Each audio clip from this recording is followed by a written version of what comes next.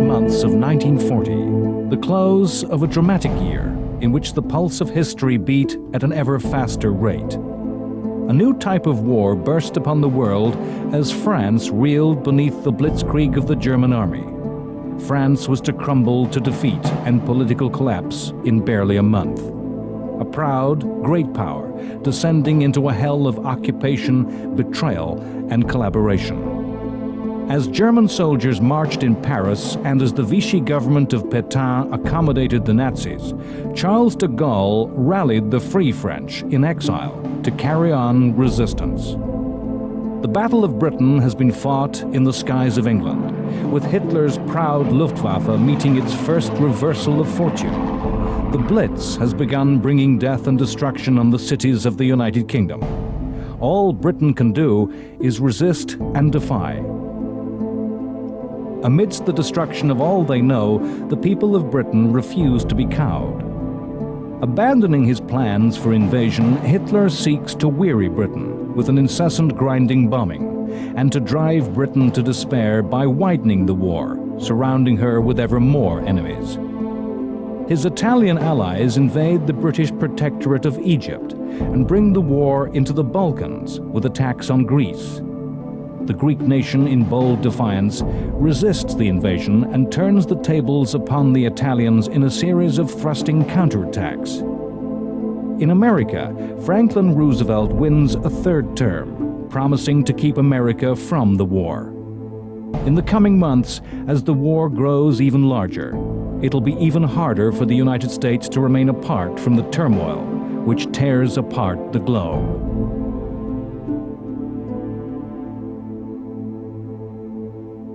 As 1940 drew to a close, the war was spreading ever wider.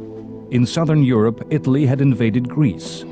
The motives behind this invasion were the usual desire for a new Roman Empire and the aggrandizement of Mussolini's fascist state.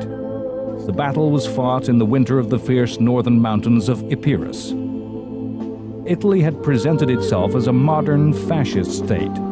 Mussolini was proud to review what appeared the army of the future, with fleets of tanks and armadas of aircraft. That strength was an illusion. Italy had neither the wealth nor the industrial infrastructure to create true strength. Time and time again, the Italian armies would prove by far the weaker half of the Axis partnership, inadequate to deliver the boasts and promises of the Italian leadership.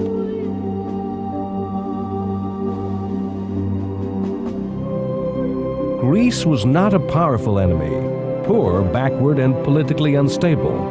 Although itself ruled by a dictatorship with extreme right-wing politics, Greece was nonetheless pro-British and in alliance with Britain and France from April 1939. Presented with Italian demands and threats, the Greek dictator Metaxas, though unpopular, caught the spirit of the Greek people with one-word rejection: "Aki," no. A rebuff that provoked invasion. The invasion by the Italians descended into farce. The invaders were quickly driven back. In just days, the Greek army was pushing into Albania and occupying a large area of formerly Italian territory.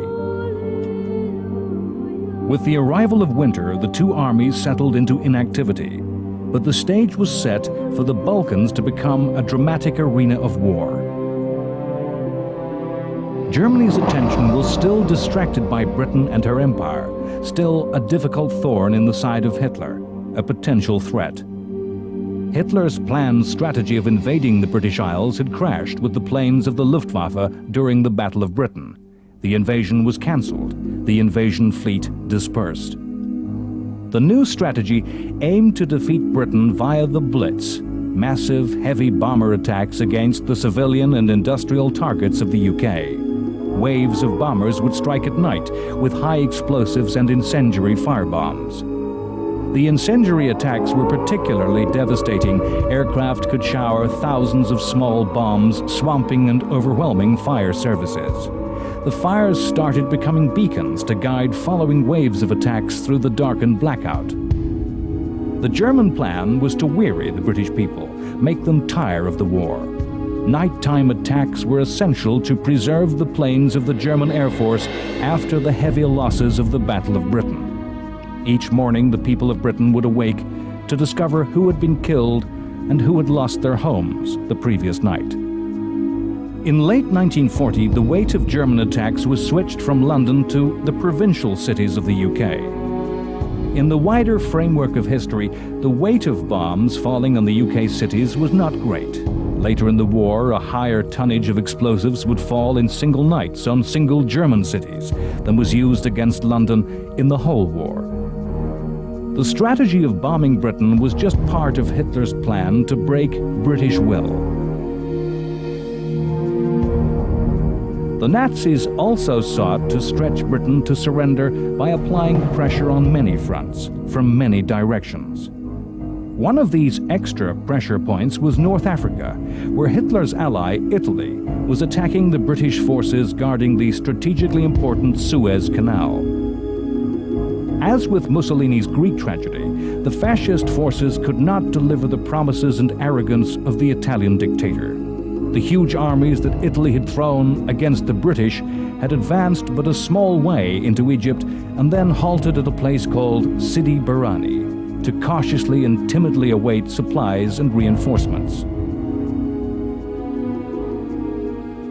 Early in November, the British Army of the Nile had mounted a massive counterattack, even though vastly outnumbered by the Italians, 300,000 men compared to the British 50,000.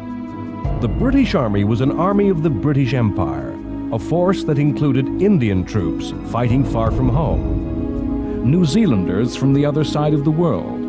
In the skies, above the desert, flew South Africans and many other citizens of the empire.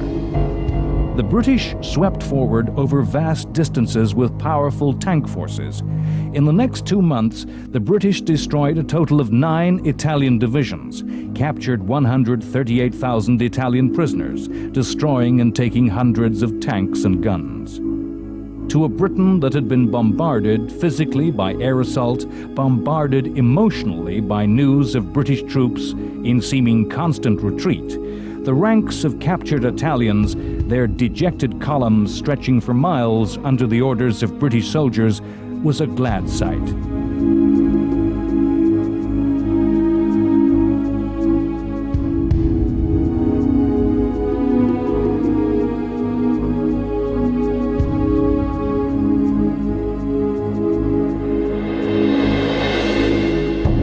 The vast spaces of the desert made for dramatic warfare, a war of movement with open fields of fire and action unimpeded by town, natural barrier, or civilian population. Throughout the fighting in the desert, for all combatants, it was the ability to maintain their lines of supply, not to outrun the lifeblood of fuel, food, and ammunition, that became essential to the success of any advance and the avoidance of defeat.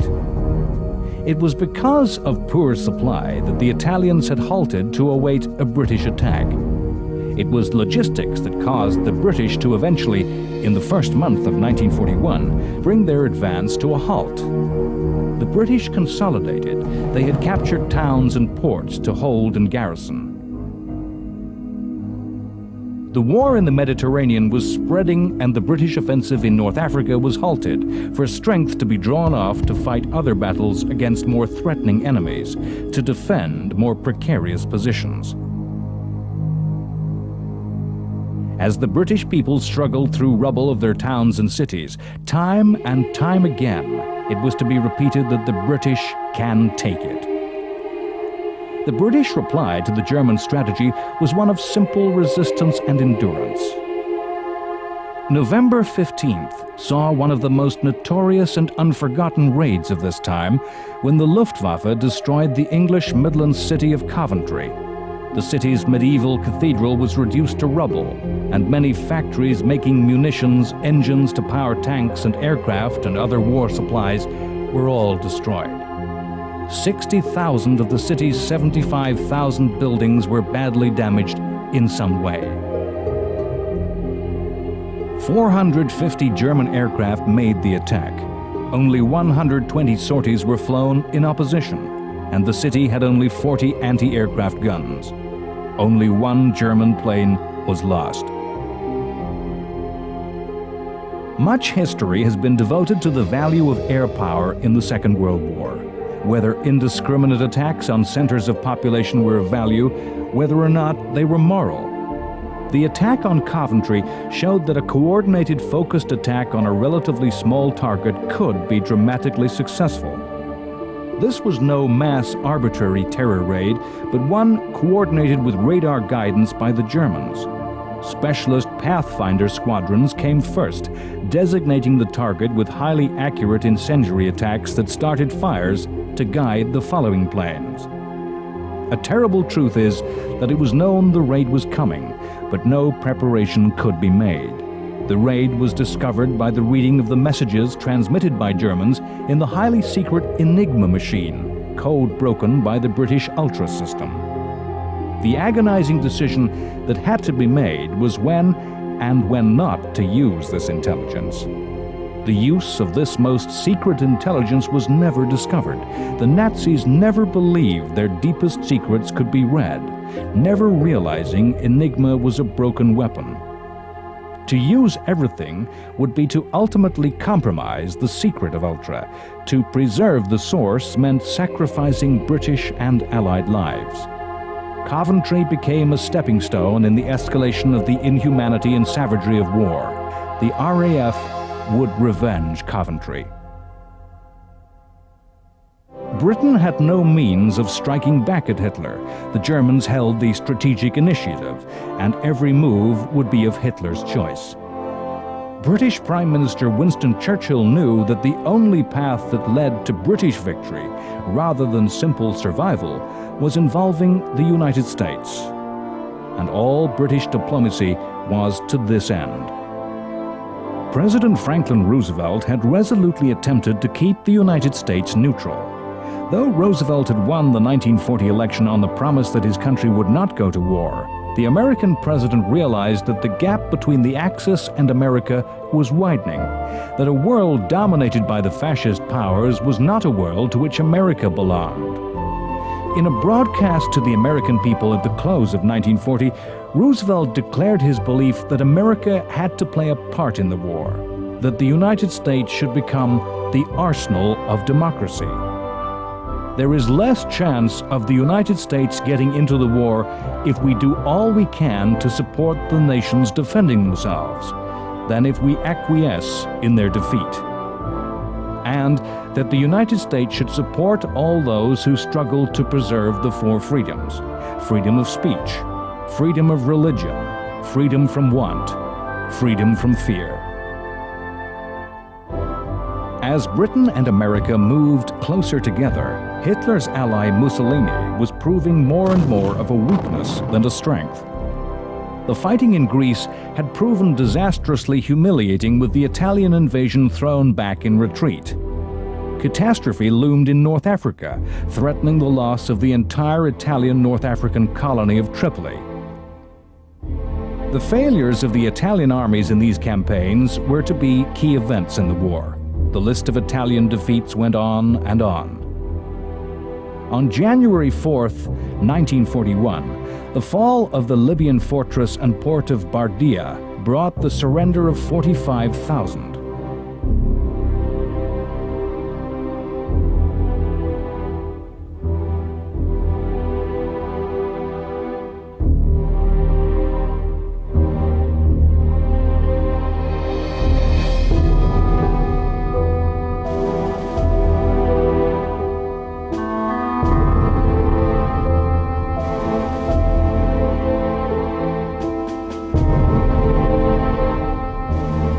On January 13th, the streets of Athens were filled with rejoicing crowds as over 1,000 Italian elite troops surrendered.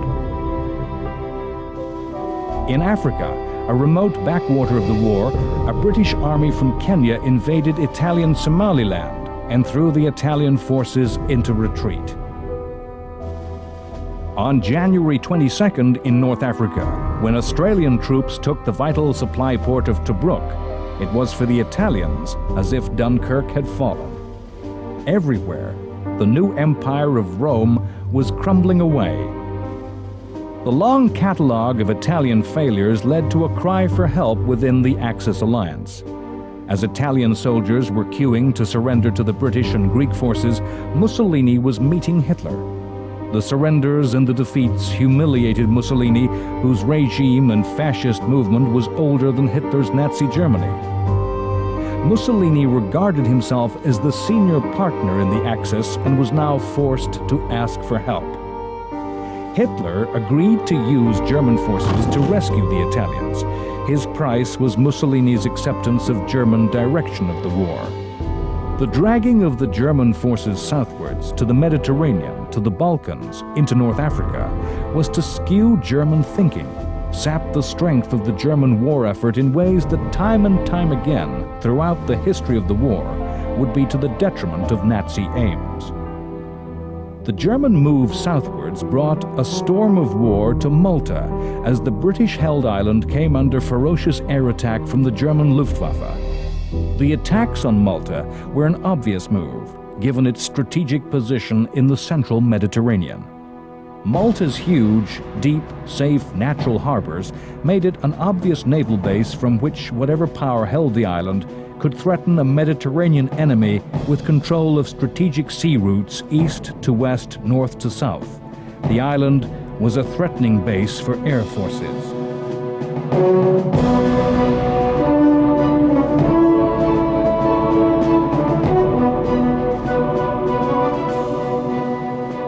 Britain had controlled the island for over 100 years and saw their colony as central to their Mediterranean strategy.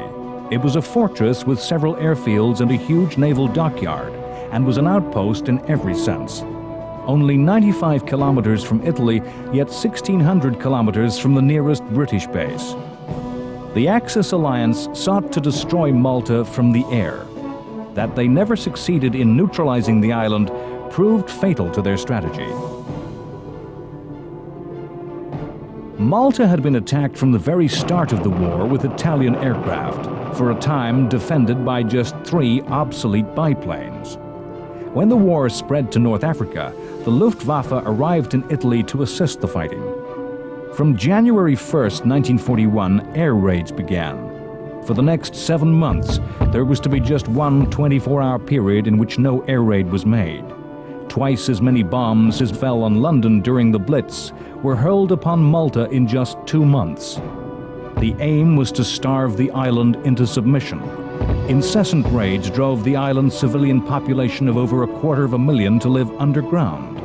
A blockade by Axis air forces prevented Britain sending convoys of ships with supplies of war. The siege was to last for 2.5 years.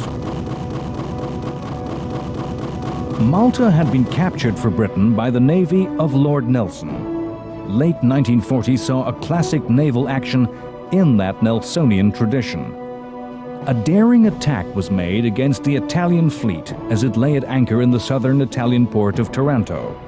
The Italian Admiralty had tried to avoid action, fearing to risk their great ships.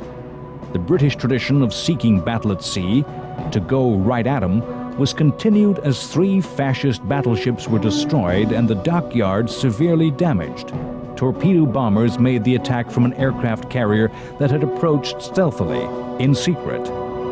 Taranto was a lesson in tactics observed in Japan.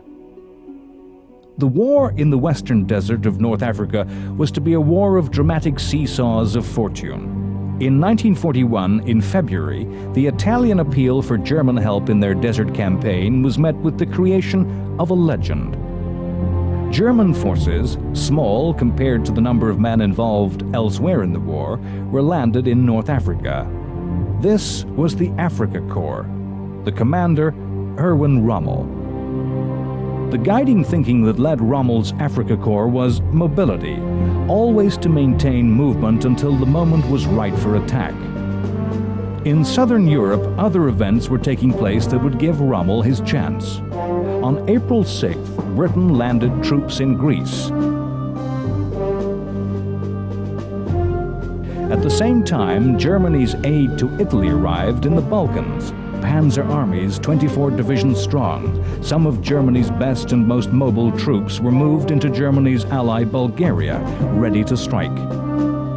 On April 6th, those troops burst in a simultaneous blitzkrieg upon both Greece and Yugoslavia.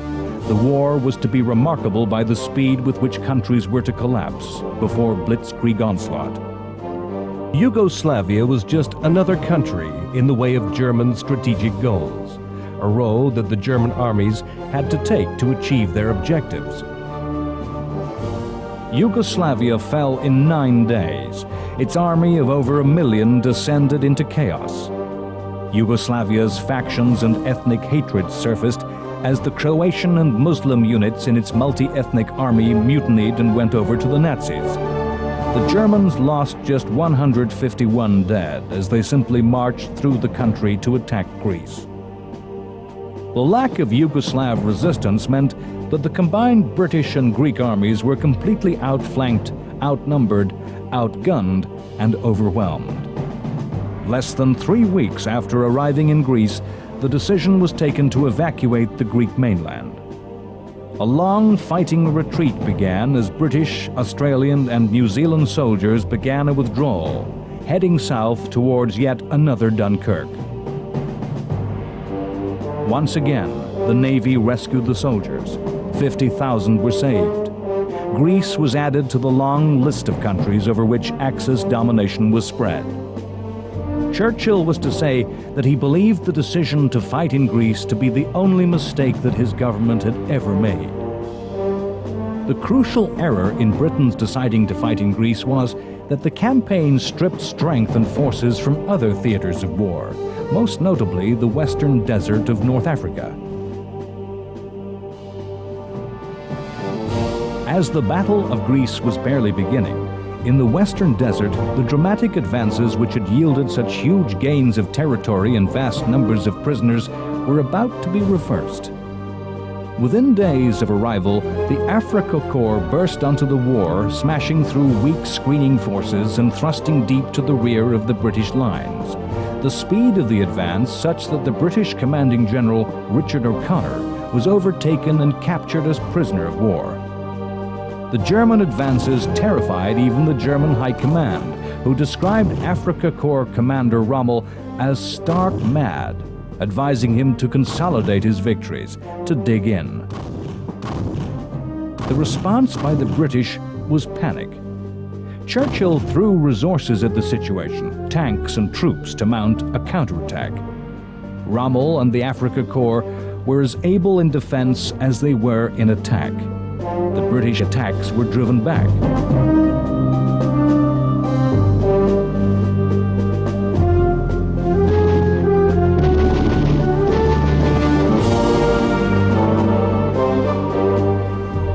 The British forces reeled backwards, and both armies paused, awaiting the next blow from the Germans.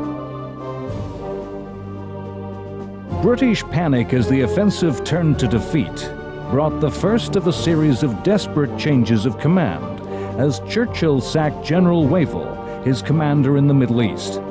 In the coming year, British general after British general were to pit their wits against Rommel. On the other side of the world, events were taking place that were to have a dramatic and devastating effect on the war, on the whole course of Chinese history. China had been the scene of a protracted war since the 1930s. Indeed, some historians hold that World War II really started in 1937, as China struggled to resist the forces of the Empire of Japan. Japan wished to absorb China within the Greater Asia Co-Prosperity Sphere. Masquerading as an alliance against European colonial exploitation, the Co-Prosperity Sphere was, in reality, a mechanism by which the resources of Asia were exploited by Japan. It was a war with its own justification, a war to gain the resources that were needed to fight the war. In China, the Japanese fought an alliance between the Kuomintang, the nationalists, led by the military strongman Chiang Kai-shek, and communist forces led by Mao Zedong. The anti-Japanese alliance was always built on shaky foundations. Before the Japanese invasion, the two factions had fought for control of China. Already in January 1940, the cracks were appearing in this alliance which warned of future conflict. The communists were developing a new way of war in fighting the Japanese, the theory of revolutionary guerrilla war. The war of fighting was corresponded by a war of words, of politics and diplomacy. In the early part of February 1941, Japan issued ominous threats. The expansion of Japan into the territory of its neighbors was always cloaked in the morality of anti-imperialism. On February 24th, the Japanese Foreign Minister Tosui Matsuoka said that Japan has a natural right to the Western Pacific and Australia. The white races must cede this area to the Asiatics. We have a natural right to migrate there. In the War of Words, Winston Churchill once more used his weapon of choice in a passionate appeal to the United States. We shall not fail or falter. We shall not weaken or tire. Neither the sudden shock of battle nor the long-drawn trials of vigilance or exertion will wear us down. Give us the tools, and we will finish the job. Already, the United States was supplying some of these tools. Under a policy called cash and carry, U.S. weapons bought in the U.S. and carried in U.K. ships were held not to violate U.S. neutrality. And the agreement to exchange destroyers for bases was easing the position in the battle for the Atlantic.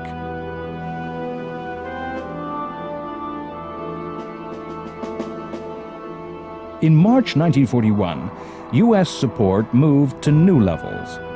Roosevelt signed into law the Lend-Lease Bill.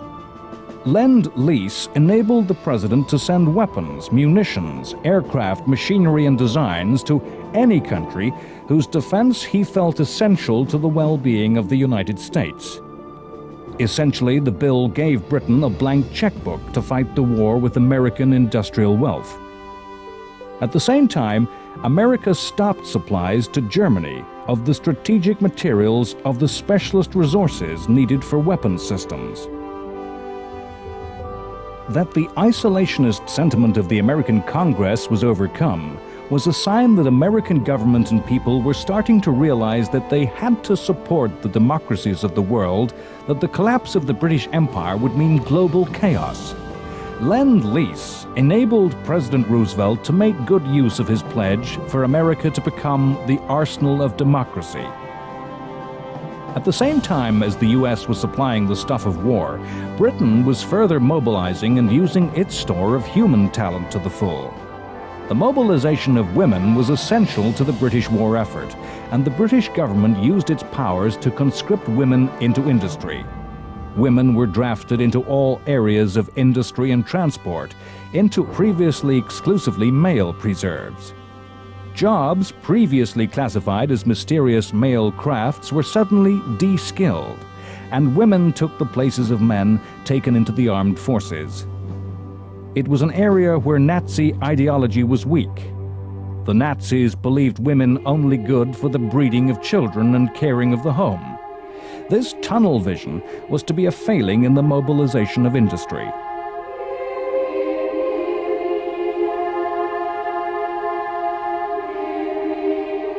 The spring of 1941 once more saw the resumption of heavy air attacks against Britain's cities, continuing the policy of terror against the British population. Once again, this psychological attack upon the will of the British people was spun into reverse by the British media, as both Buckingham Palace, the home of the British royal family, and the Houses of Parliament were hit. Cinema newsreels used the news to further reinforce the sense of coherent solidarity in the British population. People and government were all in this together and determined to tough it out. In a secret war directive, Hitler was to admit the failure of his plan to cow Britain with aerial terrorism. The bombing campaign has had least effect of all, he said. As far as we all can see on the morale and the will to resist of the English people. no decisive results can be expected from terror attacks on residential areas. Bombing is to be intensified on shipping and the ports to inflict the greatest possible damage on the British economy and to give the impression that an invasion is planned for this year. In all wars, the secret decision to act, the secret intention, the secret weapon gives advantage. In spring of 1941, Britain used a secret weapon to win a dramatic victory at sea against the Italians. In the Battle of Matapan, the Royal Navy lured a force of Italian warships to destruction off the southern coast of Greece. That victory was made possible by the use of secret intelligence, by the Ultra system that had managed to break the most secret German codes. If the battle was maneuvered by state-of-the-art technology, it was a victory won by traditional naval strengths, speed and accuracy of firing, by superior seamanship, by the aggression and courage of the crews.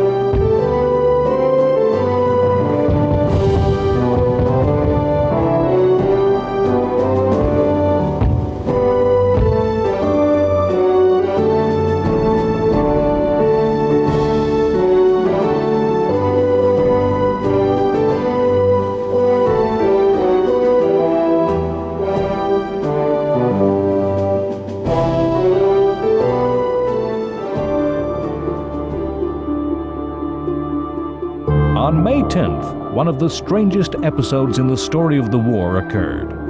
Adolf Hitler's deputy Führer, Rudolf Hess, parachuted into Scotland alone. Hess claimed his astrologer had told him that he, Rudolf Hess, was personally destined to be the bringer of peace between Britain and Germany. Hess claimed that in return for a free hand in Europe, Britain would be allowed to retain her empire. The offer was rejected, and Hess was to spend the rest of his life in captivity. Amidst all the fighting on the land, the new diversion of aerial battles and the struggle of small ships against the submarine, it was still the Royal Navy at sea, as battle fleet, a line of mighty ships sailing in line astern that was taken as the symbol of Britain's armed might. In the British fleet at sea was seen an icon of British strength, of the domination of a worldwide empire, of British virtues and character. The fleet at sea, a battle fleet of heavy gun ships, was in a direct historical tradition that linked the Navy in a continuous line to the fleets of history and other finest hours. If one ship was to be taken as a symbol of the Navy, it was HMS Hood, named after an admiral of the golden age of the 18th century Navy. Hood was the largest ship of her type in the world, fast and powerful. In May 1940, Hood was ordered to engage the German battleship Bismarck. Bismarck was the Hood's opposite number in the German Navy, the largest and the most powerful. Bismarck had put to sea to act as a surface raider against the Atlantic merchant ships. Few vessels could outrun her. No escorts of destroyers or light cruisers could match her firepower. She had to be met by an opposite number of equal weight. Hood had been laid down in World War I and put to sea in 1920. The engagement with Bismarck was Hood's first and only battle. In the space of just a few minutes, the Hood was destroyed with the loss of all but 3 of her crew. Hood and Bismarck were, of course, effectively obsolete. The future of war at sea lay in the combination of naval strength with air power, the aircraft carrier. Bismarck was chased by over 100 British ships. It was torpedo attacked by bombers from an aircraft carrier, making her impossible to steer. Bismarck was to circle helplessly and could not maneuver to resist the combined strength of British ships closing in, and met her end. Coming so soon after the loss of Hood, Britain rejoiced. Having driven British, Greek, and Empire forces out of mainland Greece, there remained in late spring of 1941 one remaining obstacle to the securing of Hitler's southern flank. This was the Greek island of Crete, which, if in Allied hands, could have been made a fortress that could menace the Axis. On May 22nd, the Germans attacked the island in an assault that was to be unique in military history. Crete was to be the only campaign that was begun and fought to conclusion using airborne forces alone. On May 22nd, the skies of Crete filled with paratroopers. In 1941, the paratrooper was seen as the soldier of the future, with a way of fighting that combined the modern technology of flight with an act of courage and daring that seemed to require extra special human qualities. Paratroopers in all armies thought themselves the elite, with distinctive uniforms and a high esprit de corps.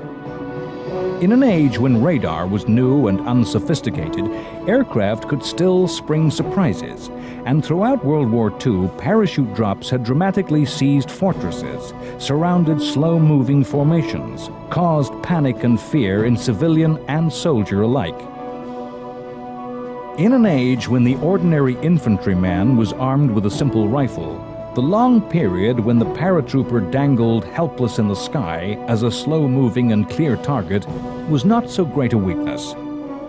The German Parachute Division, part of the German Air Force, with its attached glider troops and airborne regiments, each with their own transport, had a triumphant war, carving their own place in history. In campaign after campaign, winning stunning victories without reverses. The German plan for the invasion of Crete was a bold, logical conclusion of these successes. Once secured, the plan was to use Crete as a base from which to attack Cyprus, and in the same way from Cyprus to attack Lebanon and Palestine, and threaten Britain's Middle Eastern oil and the Suez Canal. Meeting with the Afrika Korps attacking from the west in a grand pincer action. Parachute and glider forces were to seize Cretan airfields, which would then be used to fly in transport planes with reinforcements to secure the victory. Only when the victory was won would the seaborne troops arrive. The British Prime Minister Churchill had his own plans for Crete. He had ordered the island made into a fortress, in which troops were to be dug in impregnable positions.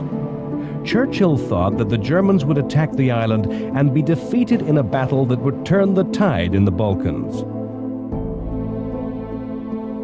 The large garrison that was to fight the Germans was a hodgepodge farrago of different units, of hastily organized and improvised formations, of logistics troops given rifles, of whole regiments fleeing the Greek mainland that arrived with no boots. The German attack on the first day was disastrous, paratroopers dropping in many cases directly on top of the British positions. In a bitter battle lasting barely a week, the victory Churchill imagined very nearly came. But in the end, the German strength grew. And once more the Navy was called upon to arrange the escape of an army.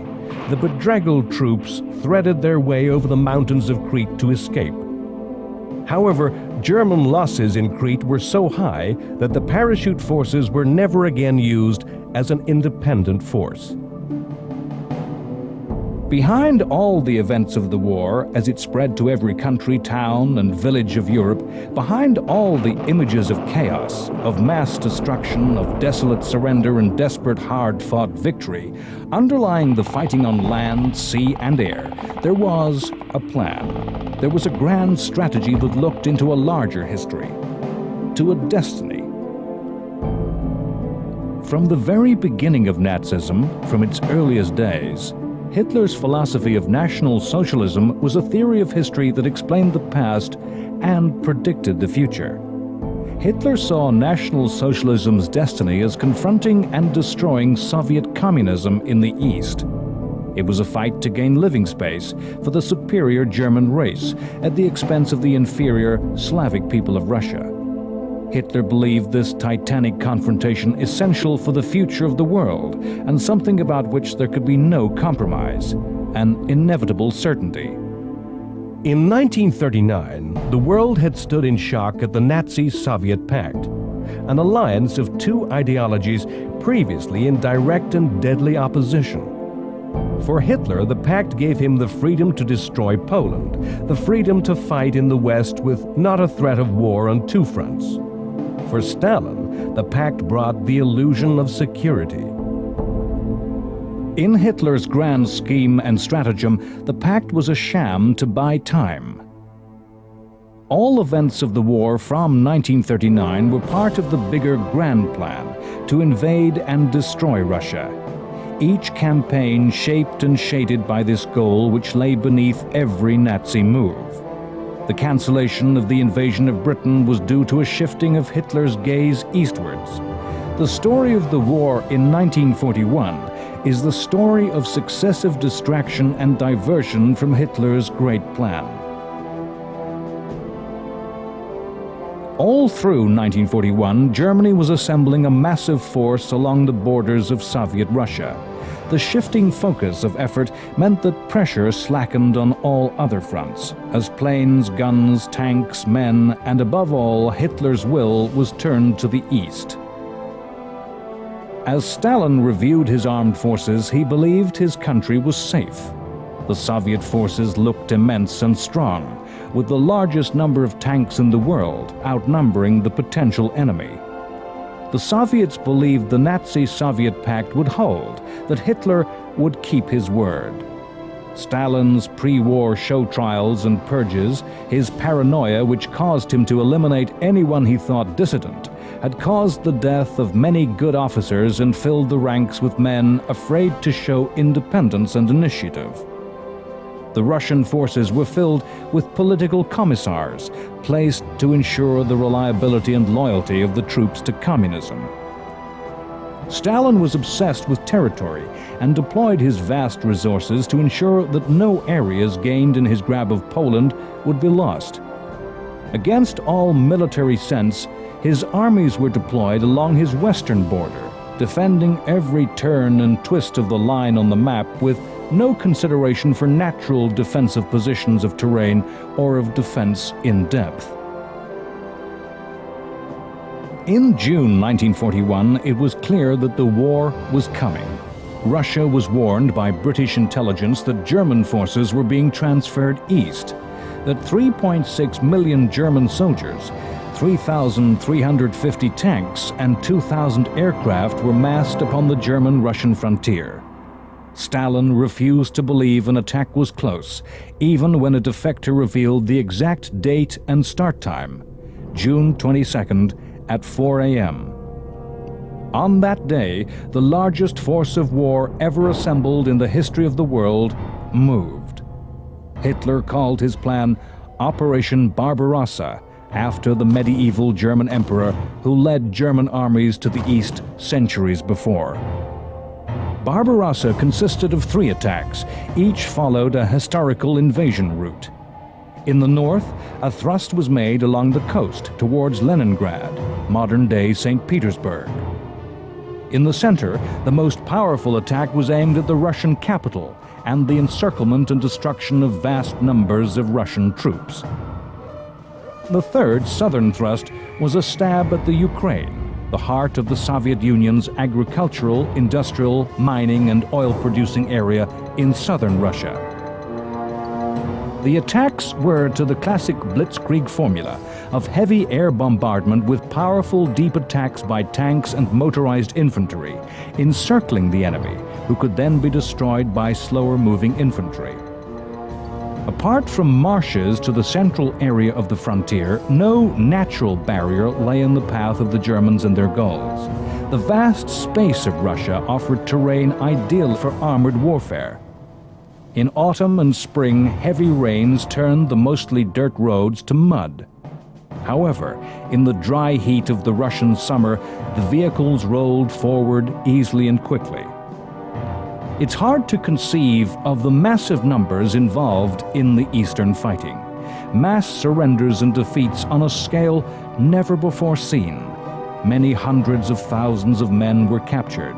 The Soviet army began Barbarossa with a strength of 2,600,000. In the first months of the campaign, its strength fell to 800,000.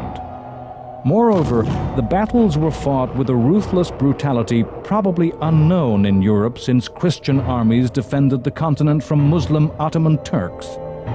Encircled, surrounded Russians fought with a tenacious despair that even the most stubborn and determined French soldiers had not shown. The Germans showing ferocious lack of pity that no Western soldier had yet to face.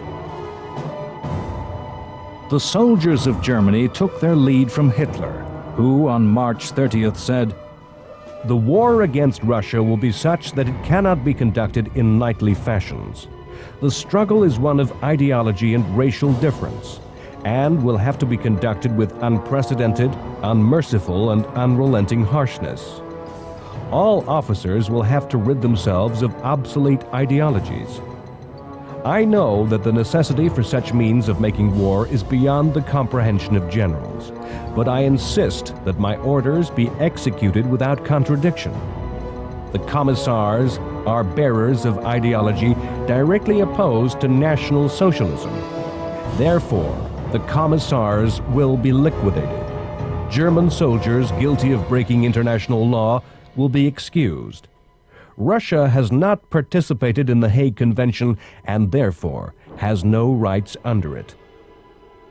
German soldiers, many of whom had grown up under Nazi rule, identified with Hitler's words and were callous instruments of his will.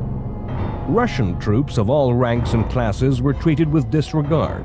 The communist commissars, the political officers, were shot out of hand. A total of 5,700,000 Russians were captured by the Germans in the whole of the war. 3,300,000 were to die in captivity. Yet, in the Russian mind, fear of the enemy was outweighed by fear of Stalin. Generals who failed were shot as traitors by the Russian secret police. Rather than save their forces by tactical retreat, Russian generals would rather await surrender and annihilation. The success of Barbarossa seemed the fulfillment of the Nazi destiny and the end of Soviet communism, a vindication of the Nazi ideology. Those who do not understand history are condemned to repeat it. The German armies followed in the footprints of the French army of 1812, which had perished in the snow of the Russian winter. Barbarossa began in late June, when already some of the better, finer weather of the Russian summer had gone, and the countdown to the deep Russian cold begun. The deep, deep cold that was as ferocious an enemy of the invader as any army. Historians will forever debate whether the wars in the south of Europe delayed the start of Barbarossa, leaving too little time before the end of summer. Barbarossa was Hitler's vision, his dream. In the twists and turns of the timeline of events, of possibilities, ifs and maybes, it's fascinating to contemplate an alternative course of history. As Hitler's 153 divisions of nearly 4 million men forged eastwards, in North Africa, Rommel's Afrika Korps prepared to mount an invasion of Egypt, but with a fraction of the vast numbers in Russia. Had but a small share of these troops been given to Rommel, his strength would have overwhelmed the British, and his victory would have probably forced Britain to make peace. The implications of what might have been are frightening to contemplate. But in September 1941, the Nazis had no thought for any other future, any other than that which led into the vast spaces of the East. In September, Hitler's army marched ever eastward with triumphant certainty. A month later, the first snows of winter were to fall.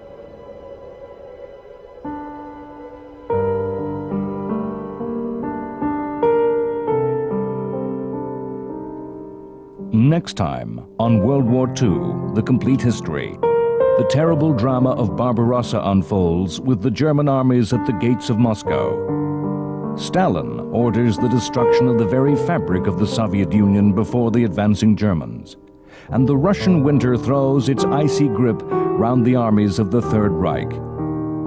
As America marches on the path to war, an old soldier, Douglas MacArthur, is recalled to the service of his country. Britain and America move closer to alliance as the U.S. Navy begins to take active involvement in fighting German U-boats in the North Atlantic. In the constant fencing of diplomacy around the war of words that went hand in hand with the fighting, Stalin urges his Western allies to start a second front. In the Far East, Japan continues its ever more belligerent attacks upon the European powers in Asia. In a last desperate move to preserve peace, U.S. President Roosevelt appeals directly to Japanese Emperor Hirohito. While politicians talk peace, the fleet of the Japanese Empire secretly approaches the Hawaiian Islands and the U.S. base of Pearl Harbor, a aim to knock the U.S. Navy out of the Pacific War. The strain breaks, and on what Roosevelt is to call the Day of Infamy, as the U.S. fleet lies at anchor, the planes of the Japanese Navy burst out of a morning sky to rain death and destruction. Sane minds in Japan already know it is a desperate gamble for the Japanese Empire, that a war must be won quickly or lost to the industrial might of America. On the same day, Germany declares war upon the United States, and the fates of both Nazi and Japanese empires are sealed.